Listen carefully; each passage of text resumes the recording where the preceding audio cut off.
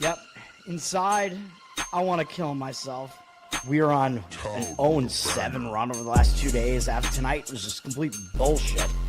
So that's how I'm going to start off this show. Horrible Sunday, 1-5. I don't even know what to tell you about that. I just don't want to do this anymore. I have never seen anything like this, man. With the slump continuing, 2 straight losses, not a good day at all. 0-4. I just have not had a good season, man. What can this slump that I'm on? The slump continues. I've reached a new peak, actually. I'm gonna burn my Bruins hat, man. I don't know what is going on with the Bruins. March 8th, is that what it is? I don't even know. It's March 9th, I think. Who even knows, man? I don't know what day it is anymore. I don't even know what day it is anymore, man. Back with you after the worst day that I could possibly have. Back with you, as I always am. Until I die, at least. 0-2 yesterday, and yesterday did not go well for me. 0-5. The worst month that I've ever had in my 18 years doing this. I don't know what to even tell you about this anymore. Broke the slump yesterday as the slump continues. The slump continues. Somebody fucking kill me, please. I don't even know what I should do at this point other than potentially end it all. What's up, everybody? It's Toad back with you. Toadstool Sports Sunday, March 22nd. We're going to talk more March Madness, obviously, as the tournament continues. I'm going to give out one play that is in the tournament. We'll talk NHL, NBA, NIT as well, but I don't really like anything that I see there. You're not going to like my play in college, I'll tell you that. I don't even know if I like it. Yesterday, 2-2, but if you bet the way that I do, it was a slight winning day. The hockey play, dude, I mean, I think we were on the right side of it. Just, you have the underdog and you get the game into overtime. I mean, if you did a split bet on it or whatever, a +1 puck line, you would have pushed it. At least there were chances for Winnipeg to get that thing. They were winning the game 4-3 in the third period after they overcame an early deficit, and then they wound up losing in overtime. Yeah, I mean, it kind of brutal, but if you have an underdog like that going into overtime, kind of indicates you're on the right side. I mean, I thought the situation was really strong for that one, so you heard me talk about it yesterday. We got the win with Duke as they pulled away. People are complaining about the reffing. I mean, obviously Duke's going to get a lot of the reffing calls, but that wasn't the only reason they won that game. I mean, they completely, they ran away with the game in the end. It was an easy cover by the end of it. Huge second half for them. The same cannot be said for Arkansas, as they were never able to pull away. The final score not really indicative of how close that game was. The game was close late. High Point actually had a 1-point lead with not that much time left, and then Arkansas had like a small lead for almost the remainder of the game. Some fouls happened, I presume. What I was not ready for was that apparently High Point, after they won the first game, they flew out a bunch of their students to go to that game. After they'd won, they wanted to pack students into the arena. So that's kind of crazy. You got to try to figure out like these home advantages here in these arenas, man. We're actually going to fade one of them with my play today too, which maybe I'm worried about it. I don't know. I think it has a lot of things going for it though. Nebraska also, they had a ridiculous fan base there. I think there was some bullshit in that game. Couple of questionable calls, and like one of them goes the other way, Like, I don't know. I think there were some calls where, Nebraska, clearly traveled, a couple other situations. Then, of course, the Vandy final shot. I mean, you don't expect that to go in, but it went in and out. But there were some calls during that game. A lot of the foul calls seemed one-sided there. The crowd was heavily in favor of Nebraska, which I wasn't really totally prepared for that. I'm pissed. These 4-5 matchups are completely fucking up my bracket right now. Which isn't a huge deal, but it's not good. We need to get everything to go our way today for my bracket to be decent enough right now. Although I know, my Final Four are all still there, whatever. My Elite Eight are all still alive right now, but still, I don't know, man. Kyle, what's up? Definitely some excitement there. And then we did get the outright win with the Milwaukee Bucks. So there you go. That one seemed real ugly, but they won the game. So There you go. A bad spot for Phoenix. This is why you play the spots, man. Milwaukee, the worry was, are they actually going to show up and put in an effort in that game? And they did. So there you go. All right, let's get into today's slate here. There's a lot of NIT today, which I'll do that after the tournament because the NIT is all night stuff. But I don't like what I see, man. I don't love what I see in the actual tournament either. The first game up is Miami and Purdue in the West region. This is in St. Louis, so the location is probably better for Purdue. Purdue's good, man. I mean, we can't really tell that much from them running away with the game over Queens. Miami probably looked better than people expected. They looked better than I thought against Missouri, but that game was pretty close, dude. And Miami pulled away and they won by double digits, but the game was closer than that for most of the game. So I don't know. I don't know what we can really take away from that other than I think it was maybe a little bit of a misleading final score there. I mean, I don't think Miami is going to win this game. Is Purdue actually going to cover? I don't know. They're a 7.5-point favorite here. 68% of the tickets, 72% of the cash on Purdue. Total has dropped quite a bit, so there seems to be a lot of movement towards the under here, which would probably help the underdog stay within this number, but Purdue plays slow. We know that, but they do score very efficiently. They're a slow-paced team, but they're actually worse on defense. I think Miami might have an advantage in the paint in this game because that's kind of Miami's game. They like to play down low. Purdue is more about guard play. It's a tough handicap, man. I don't really have much to go on from the first games that we saw out of these teams. The money is slightly indicating on Purdue. I mean, I'm going to, I don't know. I don't even know if I want to have an opinion on this, but those are, I'll just give you my thoughts on it, but I really don't have many thoughts on that game. I just don't know that there's a whole lot to go on there. Kentucky and Iowa State in the other 7-2 matchups, so 2 7-2 matchups to start, and there's a third one today too. This one also in St. Louis, so that's going to be after that first game gets played.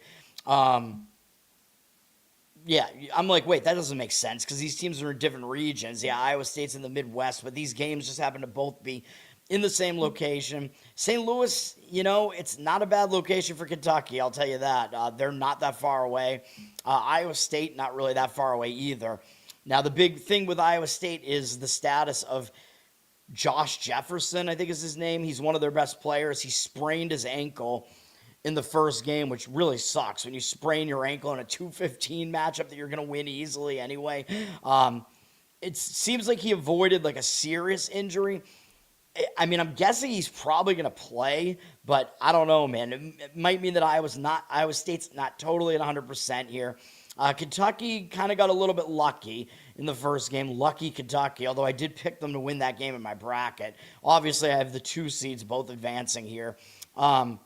And in fact, to the Elite Eight, although Iowa State could be in a little bit of trouble here. I think Purdue's path is pretty good with Gonzaga. Well, that was the other thing. Gonzaga lost yesterday, so shout out to Key. Is that his name? From the chat. He's occasionally in the chat. He won money on that, I think, and called the Texas outright upset. So that was a good call. I didn't agree with it. I thought you were going to get a better showing from Gonzaga after a very lackluster first game as a big favorite. That's usually what you see, but they had a bad tournament, man. Gonzaga, I don't know what that was. Braden Huff injury maybe coming into play there. Anyway, Kentucky, they were down against Santa Clara.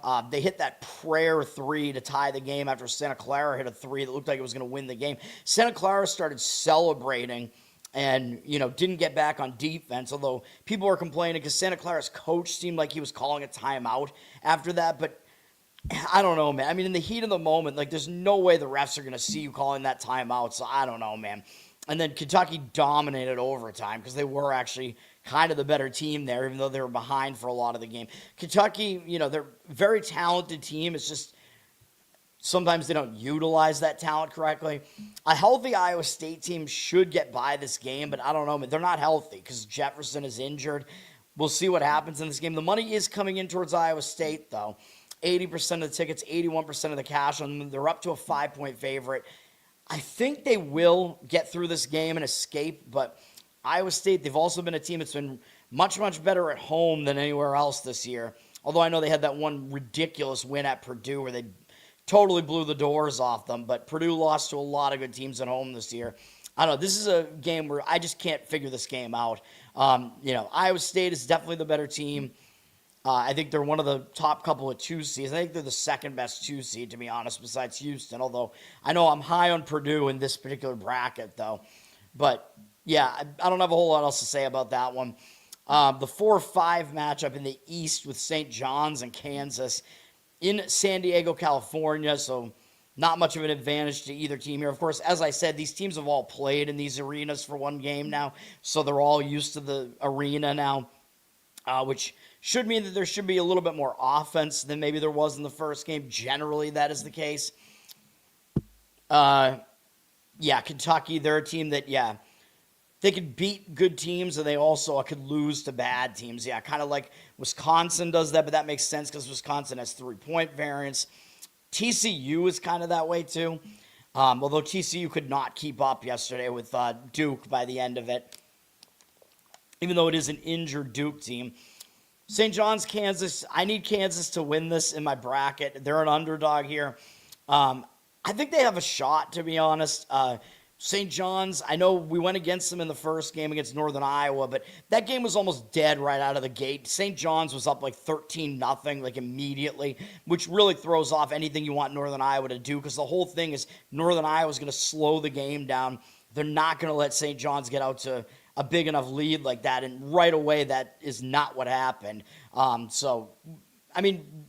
Iowa played fine defensively in the game. It was just that start to the game kind of that was what decided the game, which is ridiculous because Northern Iowa just doesn't have the ability to come back. Kansas kind of does because, Kansas is a lot better than Northern Iowa, but they're better on offense than Northern Iowa. They're a slow-down team as well, and they play some decent defense. This Kansas team, similar-ish to Northern Iowa, but they're better than Northern Iowa again. So they might be able to slow down St. John's here, which is what Kansas is going to try to do.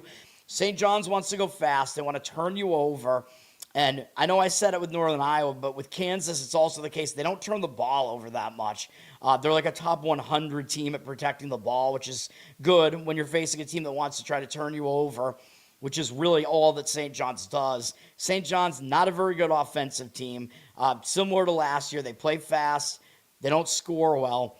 They do defend well, but they try to kind of wreak havoc on you, and maybe that won't work against Kansas. Kansas kind of goes with where their headspace is at. You know what I mean? Peterson has missed time this year just because he's a head case, even though he looks like he's going to enter the NBA draft and be one of the top draft picks. Maybe he'll show up for this game, though. You're trying to get to the Sweet 16 here, man. This is a big game. It's a big coaching matchup as well. Self versus Pitino. Everybody's going to be talking about that.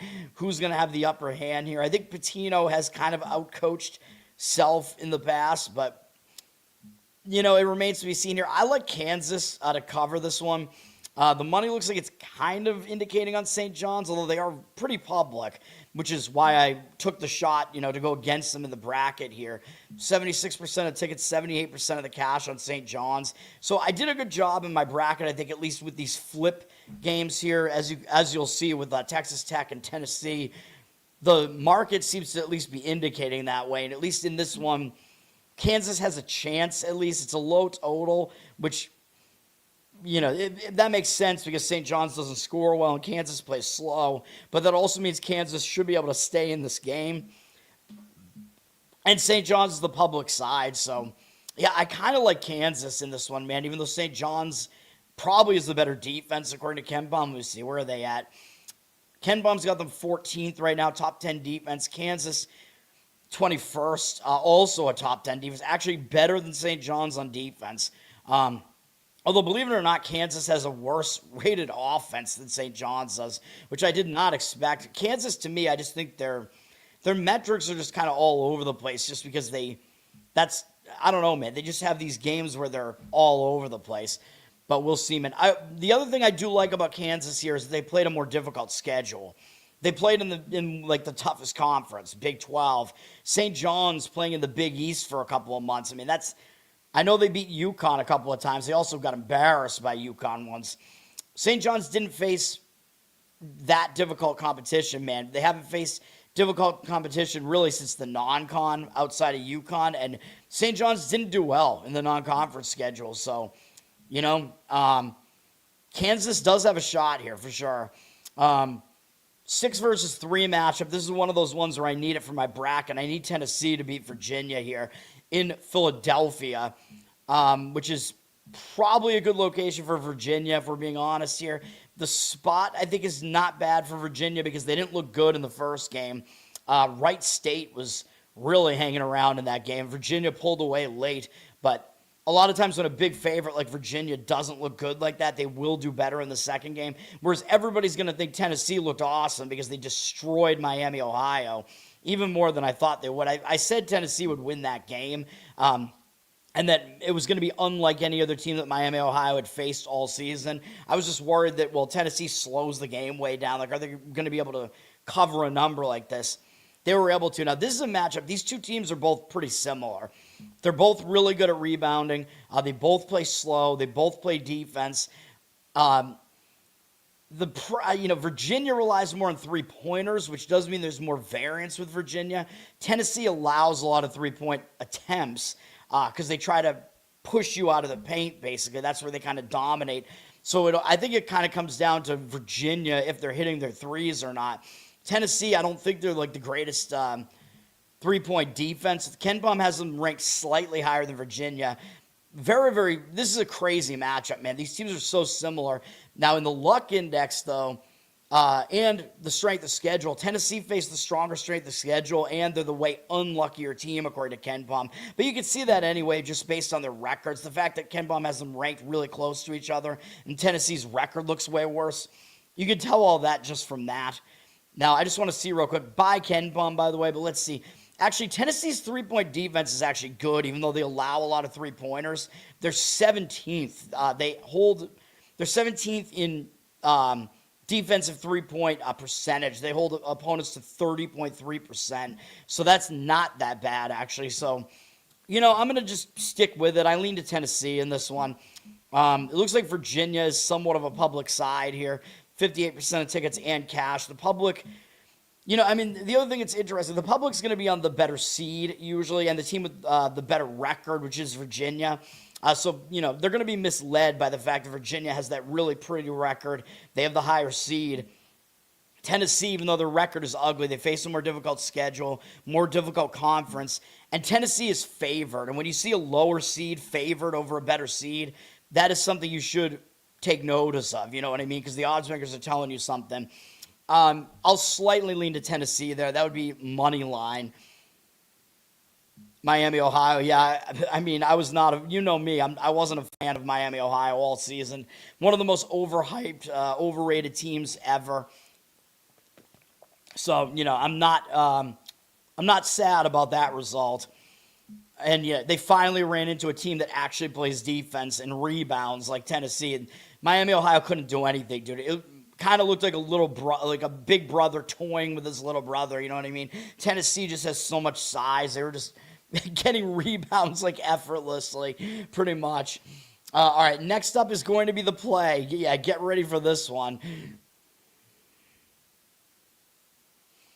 As we are getting into the evening games here, we're going to take Iowa plus 10.5 here against Florida.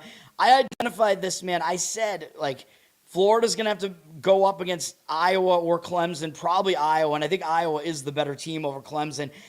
And I was thinking, as soon as the bracket came out, I'm like, that's going to be kind of a weird game for Florida because Florida likes to play fast. Yes, they have size, for sure. They have way more size. That's their advantage here. But they're facing a slow-down Iowa team here, man, and Iowa's not bad. They have experience.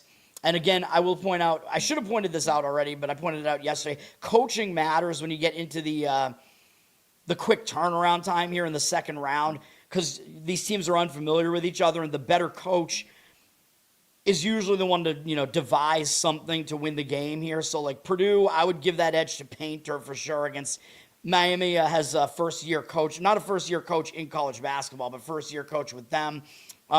I would give the edge to Otzelberger. Is that whatever his name is? Otzenberger, whatever, for Iowa State over Pope. I'm not a fan of Pope. Self versus Pitino is a very difficult call, man. I think Pitino, I think technically has a championship, right? But it was vacated. I forget. Was that him there back then at Louisville? I don't know. I think it was. Self, we know, has two championships. I think I might give that edge to Self, to be honest. And then if Rick Pitino says I'm gonna kill myself, what if he says I'm gonna kill myself and he means Bill Self? Yeah, inside I want to kill myself. We'll see what happens there. I'm going to give the edge to Rick Barnes, by the way, in the Tennessee game over Ryan Odom for Virginia. Now, Ryan Odom came up from VCU, but this is his first year with Virginia. Rick Barnes is just massively experienced, so I'll give him the edge there.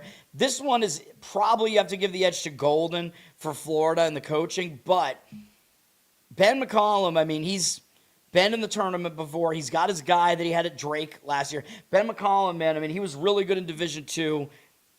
Made the tournament last year in his first year with Drake with Sturtz, who is his guy here who's playing for Iowa now. They moved up to Iowa, so he's not an inexperienced coach, man, even though Golden does have a bit of an edge here. We're talking about a huge number here. Everybody's going to be on Florida here because of what Florida did in the first game. And I know I mentioned this yesterday with the Michigan-St. Louis game because both those teams scored over 100 in the first game. Florida also did. And I know teams that have scored 100 in the first game are, I think, now 12-2 against the spread in the next round, and that includes yesterday's game where one of those teams had to not cover. But even so, I think this is an Iowa spot, man. Ken Baum, by the way, has this number at like 7 or 8, so I think there is actually some line value here, believe it or not. He's got Iowa as a top 25 team. I think they could slow the game down.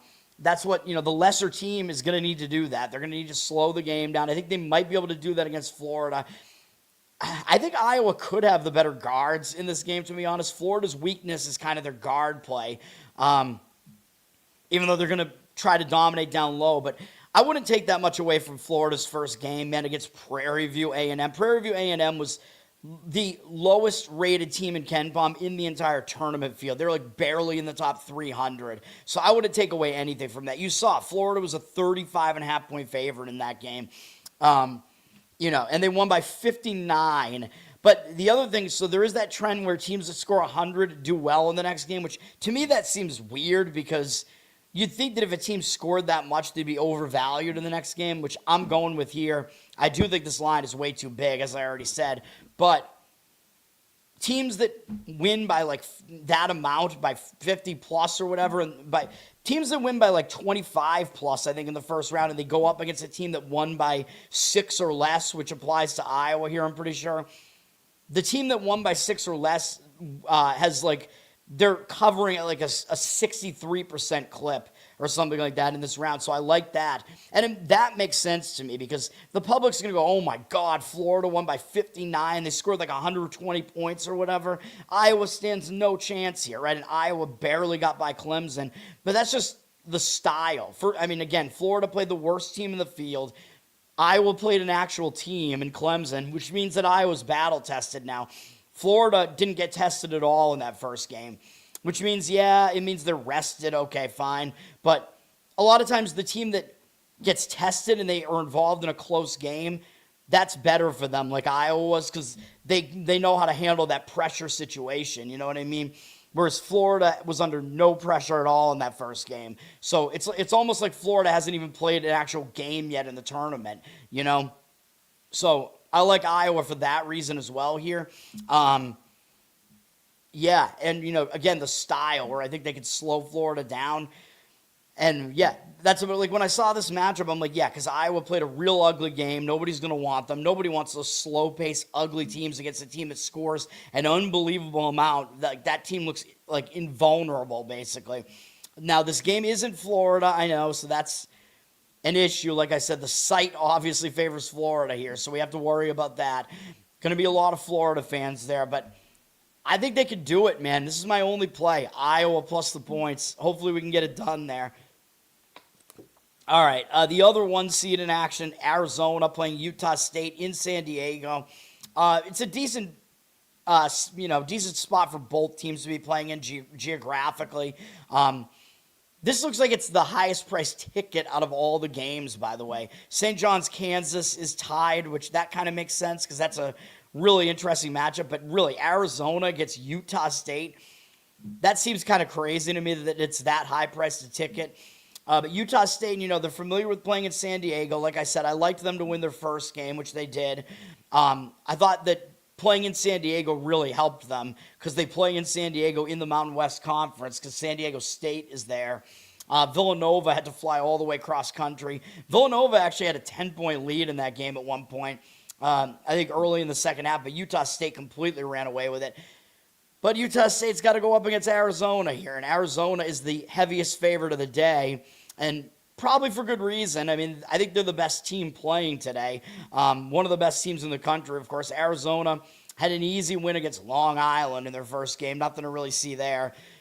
The money is coming in on Arizona in this one. They're up to a 12-point favorite, 85% of the tickets, 91% of the cash on Arizona. I mean, I don't know, man. I don't know if Utah State can hang in this one or not. Arizona's, the far more battle-tested team. Utah State's going to have to hit threes. That's how they might be able to hang in this game, is to hit threes, because Arizona does not do that. Arizona just doesn't take threes, really. And if they're dominating inside, they probably won't have to, although Utah State's not that bad inside either. So I don't know. It's a little bit interesting. We'll see what happens. I think I would have a slight lean towards taking the points in that one, but I don't have a strong opinion there. You probably got to give the coaching edge to Tommy Lloyd, though, in Arizona there. Although it seems like every year recently, Arizona makes the Sweet 16 and then loses. But obviously, I think they're going to make it further than that this year. But we will see. I have them in the Final Four in my bracket. And I think too many people have them as a champion, but they definitely could do it. All right. UCLA and UConn. 7 versus 2 matchup in Philadelphia, but UCLA is already in Philadelphia, so I don't think that's much of a problem now that they're already there. They already played a game. UCLA was better than the final score looked there. I mean, they were running away with that game against UCF. They were winning by double digits, and then UCF kept hitting threes at the end of that game. UCLA kept missing free throws, letting UCF hang around. UConn actually got tested, though, so that's the thing. UConn, they didn't look that good against Furman. They wound up pulling away and winning by double digits in the end, but Furman was within like 5 points pretty late in that game. So UConn actually got a little bit of a scare there. And I know I said I think UCLA has a decent shot to actually pull the upset in this game, and they do. They're not a huge underdog here. The health needs to be a concern. The health is a concern for UCLA. We need to know if Bilodeau is actually going to play or not. I think he didn't play in the first game, but I think it was that he was sick now and not injured, so I don't know. If he can go, he should go in this game. I mean, this is a huge game. This is tournament life on the line here, man, obviously. We'll see if he goes or not. I mean, I do think UCLA is good enough and under the radar enough that they could actually win this game. But UConn coming off a bit of a scare in the first round, kind of has me leaning towards UConn slightly here. 58% of tickets, only 57% of the cash on UConn, though. So, they're laying only 4.5, and the market read is kind of saying to go against that and take the points. Some money is coming on the under, which I could see that as well. I mean, both these teams play slow, and that's the whole thing here. UConn is the better defense, though. UCLA is the better offense, but UConn could definitely have some offensive lapses there. UCLA could score actually better than UConn can. But UConn is the better defense. Usually I do like that, but maybe not laying points like this in what's expected to be kind of a low-scoring, close-ish game. Very, very difficult game to call here, man. That's the information for you. I don't really have that strong of an opinion on it, even though when I saw the bracket come out, I thought this might be a spot where I might be actually firing on UCLA, but I'm not doing it. And then we have the other thing I was going to say about Iowa State, by the way, is that because Jefferson is injured, that might cause Iowa State to actually play harder. You know what I mean? Like, you have to play harder when your guy's injured. So there is that Iowa State has going on for them. I think Iowa State who did they play in the first round? I don't remember. I think they had an easy game. Yeah, Tennessee State. They completely blew them out, which actually impressed me because Tennessee State is, for a 15 seed, they're not that bad. All right, and then the final game is an interesting one, too, and I'm going to need Texas Tech to get this one in my bracket, man. Texas Tech against Alabama in a 5-4 matchup, and the 5 seed is actually the favorite here, which it is with St. John's, too. And again, that is something to take note of a little bit, but in this game, Texas Tech seems like they're getting the actual money. They flipped from a 1-point dog to a 1-point favorite. 58% of tickets, 82% of the cash on Texas Tech. I think Texas Tech is being overlooked because of the JT Toppin injury. Both these teams actually did the same thing in the first game, where both teams were involved in close games. Texas Tech against Akron, Alabama against Hofstra, and then both teams pulled away late. So in both cases, the game was closer than the final score indicated, so that's all just kind of a wash. Because I was going to say, well, you have a team coming off a scare, but not really, because both teams are. Now, I think I'm going to give the coaching edge to McCaslin for Texas Tech here, man, in the quick turnaround over Alabama here, over Nate Oates, who I think can't keep his team under control. Of course, we know Holloway is out for Alabama. He's their second best scorer, so Alabama just hasn't really been that tested yet, so we don't know how much of an effect that's going to have. Because everybody's talking about the Toppin injury. You know, people are kind of talking about the Holiday thing, but everybody's like, well, Texas Tech can't do anything without Toppin. I don't know about that. Alabama, they're a fast-paced team. They're not that good on defense, and they take too many threes. Now, Texas Tech does take threes as well, but they're kind of good at it, and they're more balanced. Texas Tech is the better defense here, and they're going to try to slow the game down, and they might be able to do that because they're a solid team, man, Texas Tech. I actually think, to be honest, I actually think they're better than Alabama, even with the Toppin injury in play. Ken Baum has these teams really close. He's got Alabama 17th, Texas Tech 19th. Both teams actually better on offense than defense. I think the defense has suffered a little bit for Texas Tech with Toppin out, but Texas Tech is still the better defense here by a significant clip, even though Alabama is elite offensively, but now they're down their second best scorer, of course. Texas Tech much slower, and they're the less lucky team, according to Ken Baum. Both teams face very difficult schedules, so that's kind of a wash. I'm going to go with it. My bracket has it, but the money is also agreeing with it with Texas Tech, so hopefully we can get that done. We need these, I call these games like kind of like leverage switches in the bracket because more people are taking Alabama, more people are taking Virginia, but I need the opposite to happen. So hopefully we can get, I'll be happy if we get 2 out of the 3 of them, but knowing me, we're going to get 1 out of the 3 with, Kansas being the other one, and that one's probably not going to win. So, we'll see what happens there. And then, I will say, I'll give Hurley the coaching edge for Connecticut over Mick Cronin. And again, the refs, whoever's reffing that game, I feel for those refs, okay? Dealing with 2 lunatic coaches there between Cronin and Hurley. But I think you do have to give Hurley the coaching edge there for Connecticut. I mean, he's won multiple championships at this point. All right, we have a bunch of NIT action that I don't have a whole lot to say about the NIT here, but there's a lot of games here. Illinois State is going to Wake Forest. Illinois State won at home in their first game against Kent State and destroyed them. Now they're having to go to kind of an unfamiliar environment here, going to North Carolina. But Illinois State's going to get excited for it, you know what I mean? These teams are going to get excited for playing a big boy. But I think people might kind of like the look of Illinois State here because they have a good-looking overall record, and Wake Forest doesn't. But obviously that's because Wake Forest played a more difficult schedule. Wake Forest beat Navy in their first game. I don't know how much credit people are going to give them for that. Kind of an easy win for them at home. I don't think they covered. This game, I don't really have a good opinion on this. The money is coming in on Illinois State, though. Wake Forest, 7-point favorite. Denver, 7.5. 57% of tickets on them.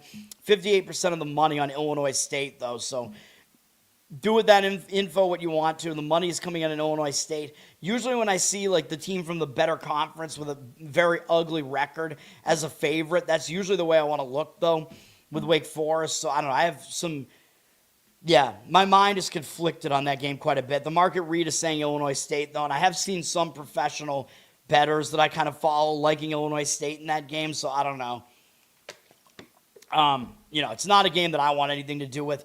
Seattle is having to go to Auburn, which is going to be a bit weird. They have to travel from Seattle all the way to Alabama for this. Now, they're going to get up for it. They're going to get excited. Hey, we get to face Auburn. That's big. You know what I mean? Seattle beat St. Thomas at home in their first game. A pretty good St. Thomas team, but Seattle was going to slow the game down on them, do what they do. Seattle plays super ugly. Now, Auburn played a bit slow this year, too. Auburn got through their first game. We got a win with South Alabama in that one, plus the points. It was an easy cover from South Alabama there. I thought South Alabama was going to get up for that game because little brother, big brother, Auburn, coming off not making the tournament, being kind of disappointed. But now that Auburn has a game under their belt, they got a bit tested in that game. I think they might come out with a little bit more intensity in this game because now, you got to win. I think at this point, you're going to go for it. You're going to try to win the NIT. You know what I mean? I think that first game is really where that disappointment comes in. And then once you win, it's like, okay, we're playing. Like, let's try to win, So I think it might be a better spot for Auburn in this one now. They're a 13.5-point favorite. I actually think I would probably lean towards laying the points with Auburn in that one. But I don't really have that strong of an opinion there either. UNLV is having to go to Tulsa. UNLV already won on the road in California at UC Irvine. Pretty tough opponent there. UNLV coming from a better conference, though. And UNLV got to play in California, so that's not really that strange for them, right? Because they're in the Mountain West. There's some California teams in there. They're playing in the Pacific time, so now they got to go into Tulsa for this. Tulsa won their first game in the NIT against Stephen F. Austin. Got kind of a scare in that game. I think they only won by 5. I don't know how the game, I was going to say, I don't know how the game actually went. Stephen F. Austin was winning a lot of that game in the second half, so Tulsa definitely got a scare. It actually went into overtime. Tulsa wasn't that big of a favorite, only 5.5 at close, but still, when the favorite has, an escape like that, a scare, a lot of times they will give you a better effort in the next game. I think I'll probably lean to Tulsa here. The money is not agreeing with me on that one, though. They're down to 4.5, 79% of tickets, 70% of the cash on them. But again, I think UNLV is kind of outside of their comfort zone here. I like the favorite coming off a scare like Tulsa. The money totally disagreeing, probably because Tulsa is not very good on defense. But I think I would probably lean towards laying it with Tulsa. George Washington at New Mexico. George Washington was the only team, I think, to win at Utah Valley all season, I think. Utah Valley was undefeated at home, but I didn't like the spot for Utah Valley because of the way they lost their conference final. I thought they might be hung over there. George Washington, very under the radar, very underrated team. Now, they got used to elevation, where they're going to be in elevation here as well against New Mexico, but they at least got used to it. They beat Utah Valley, but New Mexico is definitely a step up from that, man. New Mexico is one of the best teams in the NIT here. They're coming to play now because, New Mexico almost made the tournament, but they're not a team that's like always in the tournament or whatever. They showed up and they blew out Sam Houston in their first game of the tournament. New Mexico, very, very difficult place to play when you're not used to it. And George Washington is definitely not used to playing in the pit in New Mexico. New Mexico minus 7.5. They're getting the money, it looks like. 52% of tickets, 66% of the cash on them. I'm not going to disagree with New Mexico on that one. I think they probably win that game by margin. But, it's not something that I really have a strong opinion on either. Wichita at Oklahoma State. Now, Wichita, this is not going to be that bad of a spot for them because they just won at home. They didn't win by that much against Wyoming. They were 6.5-point favorites, 5.5 actually when it closed. They got tested. They didn't cover. Wyoming's not that bad of a team, though. Wichita got the win. Now, I think they're going to be excited because they get to step up and play Oklahoma State, a Big 12 team, and they're staying in their area of the country, right? So it's not going to be that unfamiliar for Wichita to be playing in Oklahoma State here. Oklahoma State did escape as well, though, in their first game, and they're staying at home, so they didn't cover against Davidson. And Oklahoma State does fall into that category where they're one of those teams from a stronger conference, that has a bad-looking record. The Wichita's record doesn't look that great either. This is a very tough call, actually, in this game. I actually think I do slightly lean to Wichita in this one. The money is agreeing with that. Oklahoma State down to 3.5. 52% of tickets, 56% of the cash on Wichita. To me, in this case, it actually does almost look too easy to lay the points with Oklahoma State because they're kind of that name team.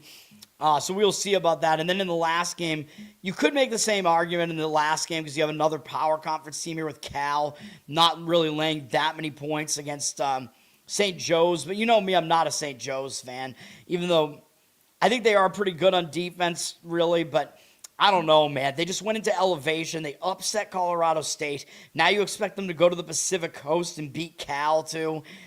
I don't know if they're going to be able to do it. They have gone out to the Pacific Coast. They've gone out to the Pacific time zone this year, actually.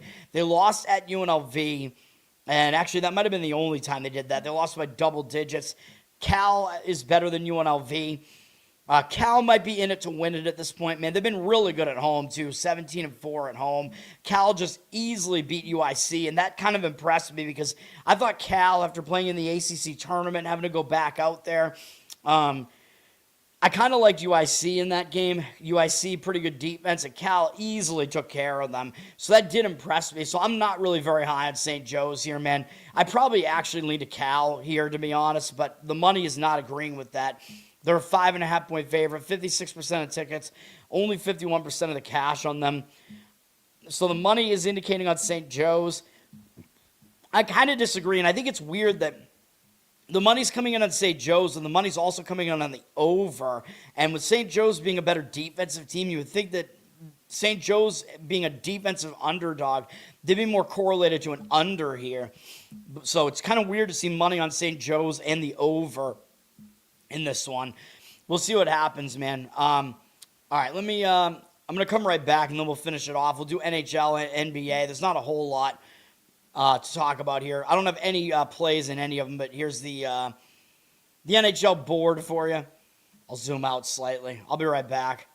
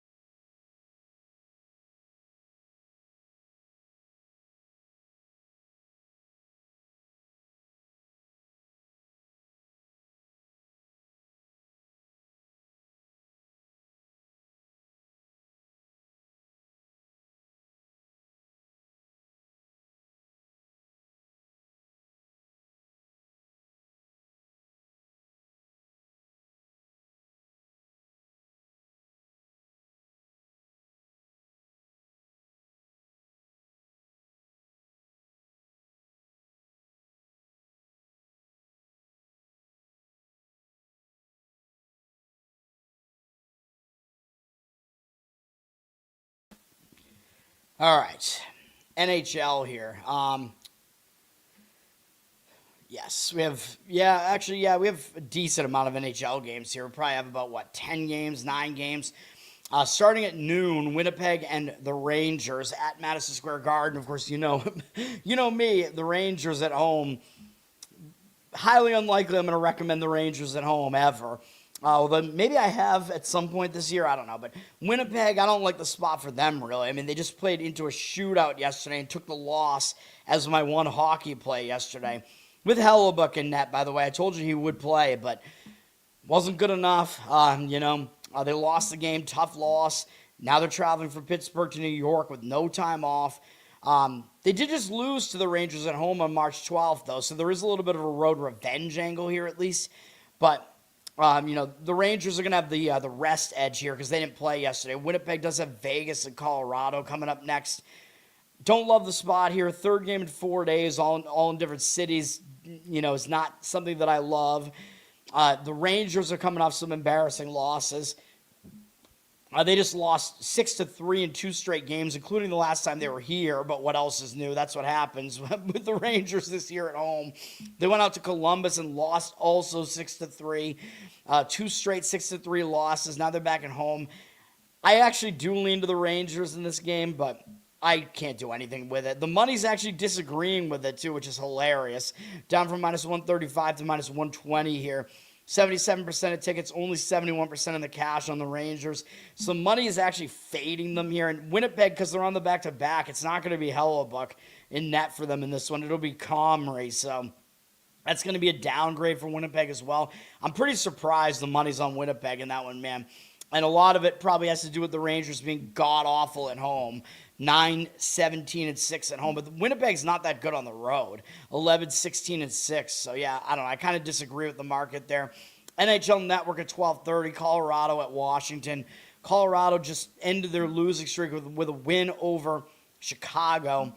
Not an impressive win, really, but that'll give them some momentum here coming into this game. So I don't hate the spot for Colorado after ending their losing streak. Washington comes into this one on a 2-game win streak. They're staying at home. You know they're going to get up for a game against Colorado. Washington just beat New Jersey in their last game. This is a tough call, too. Colorado looks like a pretty public road favorite here, up to minus 164 on the money line. 74% of tickets, 75% of the cash on them. So I will, it's a tough call for me, man. I think I probably have a slight opinion towards the home underdog there, just value-wise. I think it might be there, but no strong opinion. I don't have any strong opinions in hockey here, man. Carolina at Pittsburgh is a weird one. These two teams just played back on the 18th, and Carolina got taken into overtime at home. So I think Carolina will take Pittsburgh pretty seriously after that. Pittsburgh went into their place and almost beat them. Now Carolina just got a scare because they were in a Pittsburgh sandwich, if you want to call it that, a Primanti Bros sandwich there. Carolina almost lost to Toronto in their last game on Friday. So Carolina, for all those reasons, should be focused here. I know those are 2 overtime games, but Carolina getting a scare by a bad team in Toronto, having gotten a scare by Pittsburgh in the previous game, even though Pittsburgh's having a good season. But I think Carolina's definitely going to bring focus into this one. Pittsburgh should too, but the problem with Pittsburgh is they're not the better team. They played yesterday. They beat us, like I said. They did have some rest prior to that, and this is their second game at home now, and a lot of times your second game back home, you will play better. And you could argue Pittsburgh did get a scare yesterday, not playing that well against Winnipeg. But, and it is revenge for them, because Carolina did beat them, but they took Carolina right to the limit, man. If both teams are going to show up focus, Carolina being the better team, I think I do lean to Carolina here. They're minus 140 on the money line, 73% of the tickets and 83% of the cash on them. The money line dropped a little bit initially, but it looks like the real money might be on the Carolina side there. I actually do agree with that, but not that strongly. Nashville at Chicago. Nashville, they're on a little bit of a run right now. They've won 3 games in a row. They just beat Vegas 4-1 yesterday. Very satisfying win. Now they're traveling to Chicago. As I've pointed out, these two teams don't like each other because there are a lot of Chicago transplants in Nashville. These two teams last played on February 26th, and Nashville won in Nashville 4-2. So there's a little bit of a quick revenge angle for Chicago here. I think Nashville could be in a letdown spot here. They're in a back-to-back, although it looks like they're probably going to be switching back to Saros in net here. I think probably the reason, actually, I don't know. I don't know why they would have saved him for this game instead of the Vegas game, but they won with a Noonan in net yesterday anyway, so I don't know. I don't know what they're doing there, but for Chicago lost 4-1 to Colorado in their last game. They're staying at home. They have a day off. I like Chicago here. That's the way that I would lean in this one. Nashville, let me see. They're probably a road favorite, Nashville. Yeah, they well, sort of. They're minus 108. 71% or 77% of tickets, only 51% of the cash on Nashville. So they're like a public road favorite here with less than the money on them. So the market seems to agree with me on that one with Chicago. That is the way I lean in that one as well. Columbus at the Islanders. Columbus, they're on a little bit of a run as well here. They're having a good season, really. 4 wins in a row for them. One really impressive one against Carolina. The other ones were against some not great teams. They beat Seattle yesterday easily 5-2. Now they're having to travel to the Islanders here. Now, usually when a team starts a road trip, I'll talk about how they'll be focused. They should be focusing. It's a pretty decent Islanders team. But having travel with no time off is a bit of a concern. Coming off a very satisfying win might be a bit of a concern. The Islanders, just took a single game road trip. Or no, they didn't take a single game road trip. My mistake. They were on the road for 3 games. My mistake. The Islanders just did the Eastern Canada trip. Toronto, Ottawa, Montreal. Only went 1-2 in that trip. And they actually were in Montreal last night, and they got absolutely obliterated. So they're actually on a back-to-back, too, and they're traveling back home and playing a third game in 4 days, fourth game in 6 days, all in different cities. That's not good for the Islanders. Even though people will have a tendency to think, oh, they'll bounce back now that they're at home. That may not be the case here. Even though I know they're coming off ugly losses, Columbus is coming off some good wins. Columbus is starting a road trip, I believe, here. The Islanders are returning from one, although it was a quick road trip. Like I said, it was less than a week. So a lot of times the stuff that you have to do back at home won't totally build up with a shorter road trip, staying in the same time zone, but still a return home from the road nonetheless. I would lean to Columbus in this one. Money seems to agree. They're up from -110 to -119. 60% of tickets, 68% of the cash on Columbus. I agree with the money in that one. NHL Network, not really a doubleheader because there's one afternoon game and one night game, but the night game is a pretty good one between Vegas and Dallas. Vegas, they're not really playing up to their, actual talent level this year. Though Vegas has lost 3 in a row, though, really kind of embarrassing losses. They just lost yesterday at Nashville. Now, they are playing on a back-to-back, which is difficult, but you got to think you're going to get effort out of them. Aiden Hill will be back in net for them, I assume, because they used Schmid yesterday. I think, Hill will be back in net. He is their primary goalie. They're going to get up for a game against Dallas, and I think pretty much nobody's going to want Vegas because they've been playing so badly recently. Dallas also played yesterday, and they're coming off overtime games on Wednesday and Saturday, winning at Colorado, losing at Minnesota yesterday. I told you I leaned to Minnesota yesterday. I was correct about that, but it was close. Both of those games went into overtime and or shootout. So Dallas is coming off those 2 huge games.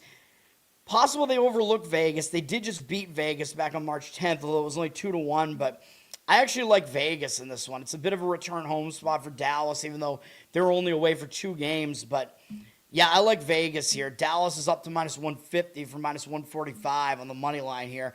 They're definitely a very good team. It's difficult to fade a very good team, although I know we're doing it in college basketball. But 69% of tickets, 72% of the cash on Dallas. I lean slightly towards Vegas in that one as the dog. Tampa Bay is at Calgary. Now, Tampa Bay is in a similar spot to what Florida was in the other day when I gave you guys Calgary, which was a winner on the show against Florida not that long ago. Tampa Bay is in a similar spot to what Florida was. Tampa Bay just beat Edmonton on the road, which is that's the situation that Florida was in. They'd beaten Edmonton, and then they just had nothing left against Calgary. Maybe that's the case for Tampa here. They just beat Edmonton yesterday, beat them easily, 5-2. Tampa's just on a roll right now. 3 straight wins, scoring 5+ goals in each of them, allowing no more than 2 in any of them. But the other 2 wins were against Seattle and Vancouver, so dial it back a little bit, although Tampa Bay is really good. Third game in 4 days, fourth game in 6 days, all in different cities. They've already won the road trip, so this game probably doesn't mean as much. When they get back home, they got to play Minnesota, who is a better team, so it is a sandwich spot as well, in my opinion. So I like Calgary here. The problem is Calgary did just beat Florida, and that is a big deal, but they've had a day off. They're staying at home. I mean, I considered actually making this one a play. I think if I was going to make anything a play today, it would be this one with Calgary. I do like it. Tampa Bay down from -175 to -165 here. 76% of tickets, only 73% of the cash on Tampa. Maybe you could make the argument that Calgary win over Florida wasn't that big because they seem to always beat Florida at home, and Florida's just not as good this season. I don't know if I can quite get there with this one, but I do like Calgary, and I think this is the best way to look on the hockey board today. It would be probably a split bet on the puck line and the money line here in this one to make your own +1 puck line or find a place that has the +1 puck line. All right, Buffalo at Anaheim. Buffalo, they're on a back-to-back, but they're only going from LA to Anaheim, so at least that mitigates it a little bit. But still, they're playing a 4th game in 6 days, technically all in different cities. and the back-to-back, like I said, going from LA to Anaheim. And they've won all the other games on the road trip. So Buffalo is definitely flying high right now. Now they run into an Anaheim team that I don't think played yesterday. Let me see. Correct. They played on Friday. They beat Utah in Utah 4-1. Now they're back home from that. It was only a single game road trip, though. So they have one day off. They're coming back home. Anaheim is actually really good at home. 22-10-2 at home, but Buffalo's really good on the road. 22-11-3 on the road. So kind of, strength versus strength. I think Buffalo's just good either way. I kind of lean towards Anaheim here, but the money is not indicating that way. Buffalo flipped from plus 110 to minus 112 here. 80% of the tickets, 92% of the cash on Buffalo, so the money is on Buffalo. I slightly disagree with it. And then LA at Utah. The Kings here having to go into elevation. They were just at home against Buffalo yesterday, like I said, and now they're having to go to Utah with no time off, which is maybe not that easy to do. But starting a road trip, sometimes you will be focused. Sometimes it's good to just leave home when things aren't going well. Utah did just lose badly at home as well to Anaheim. They were returning home from a quick road trip. They got caught, kind of got caught at home by Anaheim. They didn't do well. Utah with a day off, staying at home. You could argue they might look ahead to Edmonton here, but I think you will get an effort out of Utah here in this one. The Kings are pretty good on the road, though, so something to keep in mind. They're 18-9-8 on the road, which isn't that bad. Utah's been okay both at home and on the road. No real disparity there. Kings are just better on the road than at home. Utah's getting a little bit of the money, 53% of tickets, 56% of the cash. They're minus 170, though, so if you want Utah, the money's, I don't know. I don't know if it's coming in on the under or not. The total moved very, very slightly. It looks like towards the under. So I don't know, because I was thinking maybe you could go Utah over their team total or something like that. I mean, I think I would just leave the game alone, though, but slight lean for me to Utah there, and it would probably be like a puck line situation there. We only have one hockey game tomorrow, so tomorrow is going to be a real short show, I think, tomorrow. NBA, there's a pretty decent size slate, though, so tomorrow is going to be like all NBA. And there might be a little bit of NIT. All right. NBA, speaking of which, to finish it off here, we have 5 NBA games. NBA TV has an early evening game, Portland at Denver. Portland has been on a little bit of a run. They just beat Minnesota in their last game, which I believe was Anthony Edwards not playing for Minnesota in that one. Still, when you go into Minnesota and you beat them, that's still a pretty big win, though, for a team like Portland. Now they're going to go into elevation and play Denver. Yeah, they're going to get up for the game, but what will they have left having to play 2 big games in a row? I don't know. Denver just got a little bit of a scare against Toronto, staying at home. They didn't do that well against Toronto in their last game. I think the spot's a little bit better for Denver here, but I know the money's not agreeing with it because I looked earlier. I always look. Nuggets, 79% of tickets, only 66% of the cash. They're laying 8.5. I kind of lean towards Denver, though, and it is a high total in the 240s. That's because the Nuggets score a ton and they don't really play good defense. But that makes it easier for them to cover a number like that. It's higher variance. So, yeah, I kind of lean towards Denver in that one, but definitely not a strong opinion. Brooklyn at Sacramento. I mean, you look at this game, you got it. Come on, man. The Kings are laying 6.5. Are you kidding me? How could the Kings be laying 6.5 against anybody in the NBA? Even the Wizards, you wouldn't even expect this to be the line in that game. I mean, this is crazy. 77% of tickets, 97% of the cash on the Kings. I don't know if there are some injuries or somebody coming back here. I don't know what the deal is. Brooklyn looks like they're going to be without Clowney and Claxton. I mean, I'm not that familiar with these players, to be honest. The Kings are going to be without Russell Westbrook, but whatever. We know who he is, but he's old. Brooklyn, now I have to admit the spot is bad for Brooklyn. I think part of the reason why the line's so big is because Brooklyn played, they didn't play, I thought they played yesterday. They didn't. They played on Friday, and they took the Knicks to the limit, man. Brooklyn almost beat the Knicks, and I told you I thought Brooklyn, that might be a game that they might actually get up for once. Now they're traveling cross-country, but luckily for them, they don't have to play a late-night game. So if it was a 10 p.m. game, it would be really, really difficult. These East Coast teams having to play these really late biological clock games. At least Brooklyn doesn't have to do that, but they're still traveling cross country. Normally, I say starting a road trip is a focus spot, but maybe not in a situation like this, especially when Brooklyn just put in one of the only efforts you'll see for the remainder of the season from them, almost beating the Knicks. I don't like them in this spot, man. The Kings just got blown out on their home floor by Philly, and they're staying at home. So I do actually agree with the Kings in this game. I don't think I could lay 6.5, man. Kings actually have an extra day off here, too. And you got to worry about how much effort the Kings are going to give you here, right? Because both of these teams are packing it in for the season, man. You know what I mean? I'm kind of surprised the total's as low as it is. I know everybody's injured here, but when you have two teams that just don't have anything to play for, really, you usually want to look towards an over because, like, guys don't want to get hurt. You know, the defense won't be as intense. It kind of becomes a scrimmage. So to me, it seems like it would be an over type of game, but the total's really low at 218.5. The money is coming in on the Kings. Like I said, they're up to 6.5, which, again, that seems like too much to me. 78% of tickets, 97% of the cash on the Kings. As far as the situation, I do agree with the Kings. If you force me to give you a side on that one, I would still say lay it with the Kings, but there's no way that I would actually recommend it. No to Gems. What's up, man? Purdue by exactly 17. All right, we'll see if that happens. I'm not going to be playing that game. That's not one of my games. I gave you the script, man. My only play today is Iowa plus 10.5 is my only play today against the mighty Florida. We're taking Iowa to keep that game close, man. Washington Wizards are at the Knicks. This is ridiculous.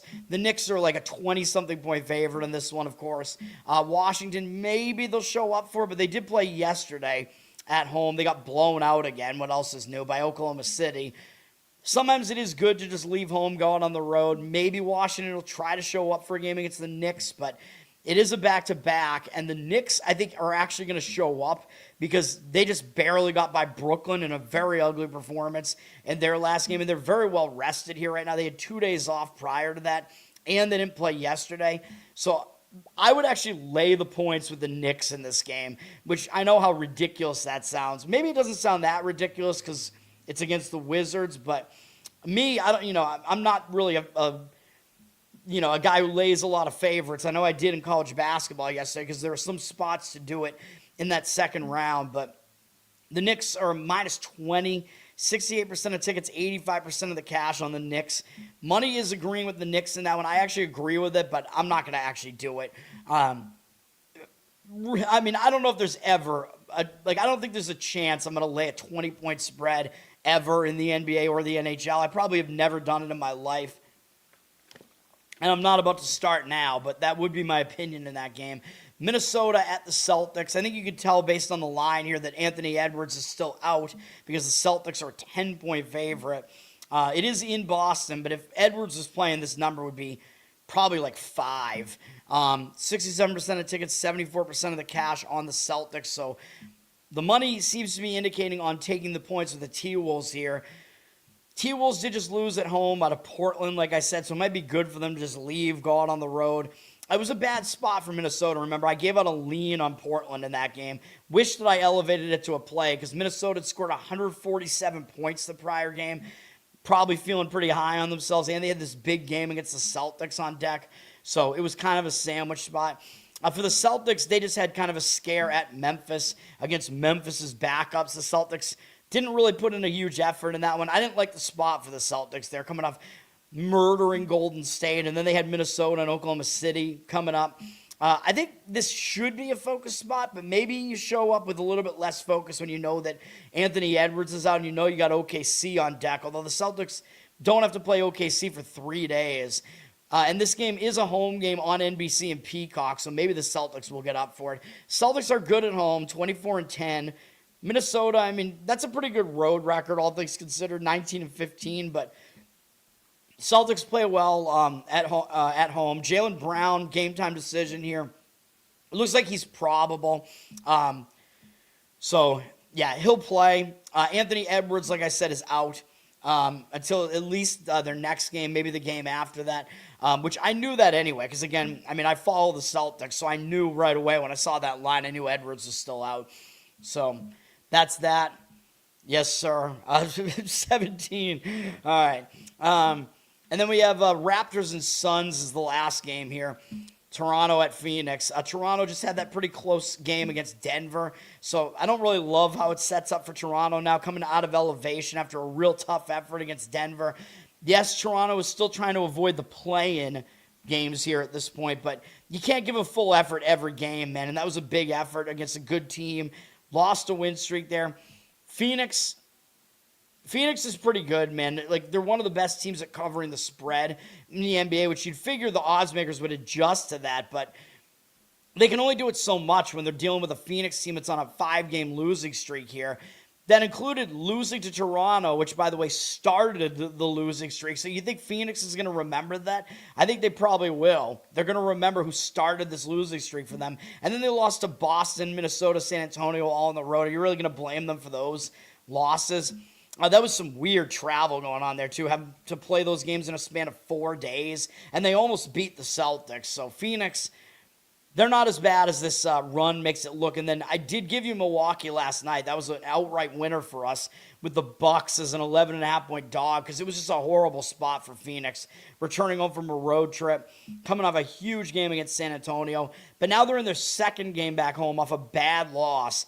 Now, it's a back-to-back, I know, so they've played a lot of games recently, so you got to worry about how tired they might be. But that second game back home after a bad performance in the first game, a lot of times the team does a lot better in that game, so maybe we will get a better effort out of Phoenix here. And I do lean that way. Again, I think there's a little bit of a quick revenge aspect to this or quick adjustment aspect to this. I don't like the Toronto's coming off a big game here. I like the Phoenix is coming off a bad loss as a big favorite. A lot of times the team will bounce back when that happens. I wanted to see if Dylan Brooks is still out. It looks like he is still out. So that's one thing for Phoenix is they're still without Brooks here. But Phoenix, like I said, they're one of the best teams against the spread this season, and they're yet again a home underdog here. That's kind of what you want to look for, man. When the situation seems to set up better for them, they're at home. They're basically a covering machine this year, and they're actually an underdog. I would have to lean to the Suns here. To be honest, I think if I was going to give you any play in the NBA today, it would be this one. I think the Suns plus the points. It looks like you can get 2.5, maybe 3 on this. 50-50 on the tickets in the market split here, but 69% of the money on the Suns. So it looks like the real money is on Phoenix. I agree with it in that one, but I worry a little bit about the back-to-back scenario, to be honest. If Phoenix had a day of rest in there, I might actually make this a play. I'm just a little bit concerned about it, but I think that's probably the reason why you are getting more value on the Suns here is the books always kind of skew the number against the team that's on the back-to-back. So that's the way that I look at it. That's going to do it for the show. Thanks, guys, for hanging out. The one play today, I know how brutal it looks, man. Iowa plus 10.5 in the tournament is the only play that we have today. I think they can get it done. Again, I think the value is there in that number, man. I'll tell you that. I think stylistically, it can happen. Iowa's got to slow the game down. Nobody's going to want it after what they saw in the first round games, and that's why I do like it. We're going to have to deal with that Florida crowd, though, but hopefully we can get it done. Learn to Toad on Twitter and Learn to Toad on Instagram. Check it all out. Like, subscribe to the show here. You'll get the notifications when I go live. Got a couple of new subscribers, so shout out to those guys. What else do I have to say? Oh, yeah, leave me some comments, whatever. Let's get some traction on this channel finally. We are back on audio. We're already on Apple and a bunch of the other things. I believe we're back on Spotify, and I went into Spreaker. Thanks, Charles, for letting me know yesterday because I think what happened was, if you remember when I was complaining that Spreaker nuked my account, I got it back because they incorrectly, like their automated system flagged me as a spammer, which is ridiculous. I'm like, dude, I'm not the only one that posts like a daily show. I don't know. So I got them to get me my account back. And I think in doing that, for some reason, I had to go connect to Spotify, basically, or I forget what the terminology is, but in Spreaker, you have to manually like push your podcast to various platforms. So I think that's what it was. So I pushed it. It looks like the whole thing is back up now because I checked later in the day yesterday. So I think we're good there. So leave me, give me some good reviews over on Apple and Spotify. Listen over there. That helps me out as well. Covered in Uke is my ukulele cover channel on YouTube. You can check that out as well. Patreon.com/LearnToToad. You get some bonus content that I know I'm not good at keeping up with it, man. I apologize. But I got to do something. And I think, again, I keep talking about doing like live Uke request shows and stuff. Maybe I should just start doing that. Actually, you know what? That could like take the place of the like doing actual like serious requests. You know what I mean? Just let the Patreons get into it. But I want to kind of do some non-Patreon ones first. I just don't have enough people in there yet. So that's kind of the problem. Anyway, that's all that. And then we have Loser Cast, which will be back on Tuesday with the new episode. That's going to do it. I appreciate it, everybody. Have a good Sunday and peace.